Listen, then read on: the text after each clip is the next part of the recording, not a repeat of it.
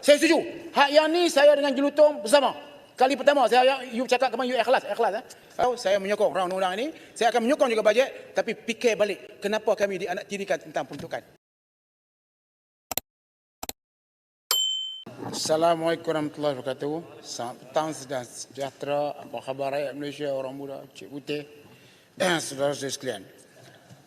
Yang pertama sekali, rancangan undang-undang ini iaitu berhubung dengan pindaan perkara 15/1 sekarang dimasukkan C. Di situ disebut pengetahuan yang mencukupi dalam bahasa Melayu.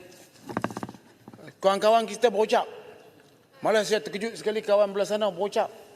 Mensyaratkan, memberi syarat ketat supaya perkataan pengetahuan tentang bahasa Melayu itu bukan dalam bentuk pengetahuan tetapi dalam bentuk fasih berbahasa Melayu, bukan pengetahuan yang mencukupi. Sekarang ini saya dimaklumkan jawatankuasa temuduga bila ini belum pindaan. Sekarang ini si Putih, sekarang ini dia pergi temuduga, dia kata kamu temuduga, kamu tanya apa tentang bahasa Melayu. Dia kata kerajaan minta permudahkan. Apa maksud permudah?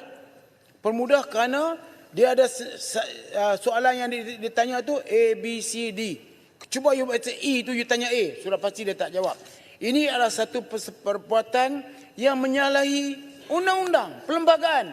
Kelohoran perlembagaan.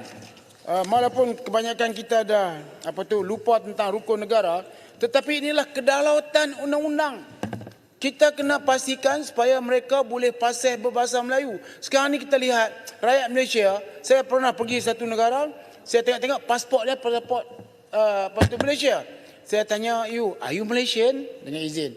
Dia kata, yes. Lepas tu saya tanya, duduk di mana? I beg your pardon? Dia tak faham. Saya tanya, duduk di mana? Dia tak faham. Are you Malaysian? Dia faham.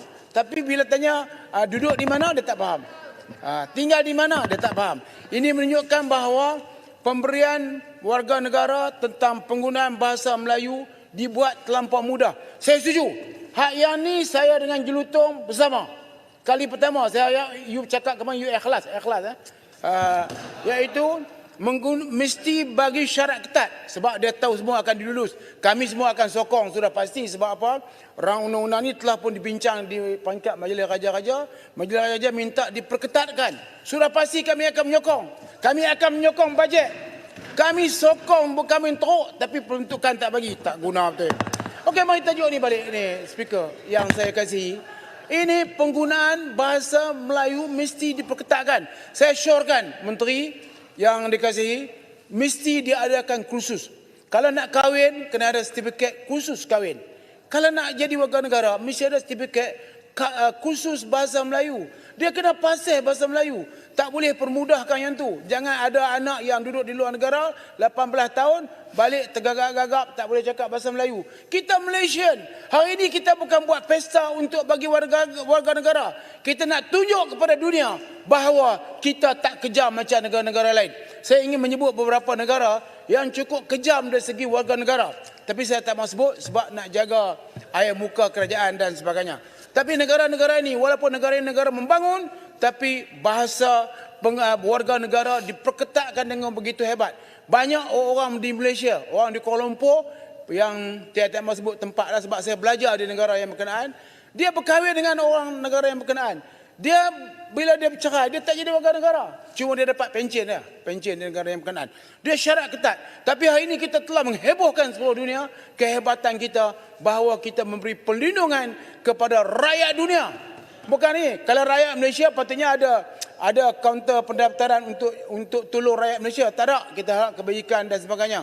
Macam DAP buat kaunter warga negara di Penang dan juga di Johor. Kalau boleh buat kaunter untuk rakyat Malaysia yang kena banjir. Ramai yang kena banjir. Saya dah minta kerajaan pertimbangkan bakul makanan kepada semua ahli parlimen. Masa Covid dulu Tan Sri Muhyiddin bagi kepada semua ahli parlimen termasuk pembangkang yang pernah duduk dalam pengaian lepas.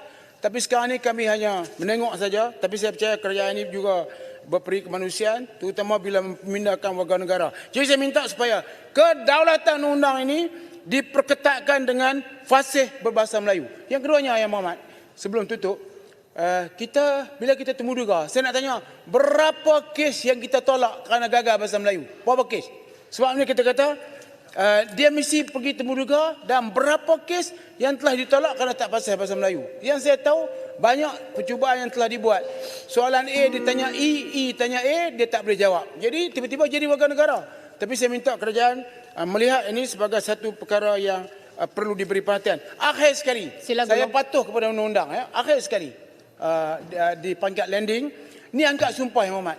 Angkat sumpah ni kepada siapa? Kalau nak jadi American, dia kena angkat sumpah disebab saya tak pasti sama ada perlembagaan Amerika ataupun Bible. Tapi di setengah negara dia menggunakan tentang agama resminya. Tapi di Malaysia ni angkat sumpah depan siapa? Apa benda yang ada di hadapan mata? Apakah dia angkat sumpah tu betul-betul dia menjiwai rukun negara? Saya ingat tiap-tiap orang ni mesti fasih rukun negara dan faham apa makna rukun negara, supaya bila dia jadi rakyat Malaysia, dia ada sikap saling cinta mencintai, ataupun dalam bahasa sosiologi dia panggil we feeling. Semangat kekitaan. Kalau tidak, kita akan lihat dua kelas warga negara yang berbeza. Yang lain cuma cari makan, yang lain kita rakyat Malaysia ni tengah menghadapi kehidupan yang bermacam-macam. Terima kasih Speaker. Saya nak beritahu, saya menyokong rang undang-undang ini. Saya akan menyokong juga bajet, tapi fikir balik kenapa kami dianaktirikan tentang peruntukan. Terima kasih. Assalamualaikum.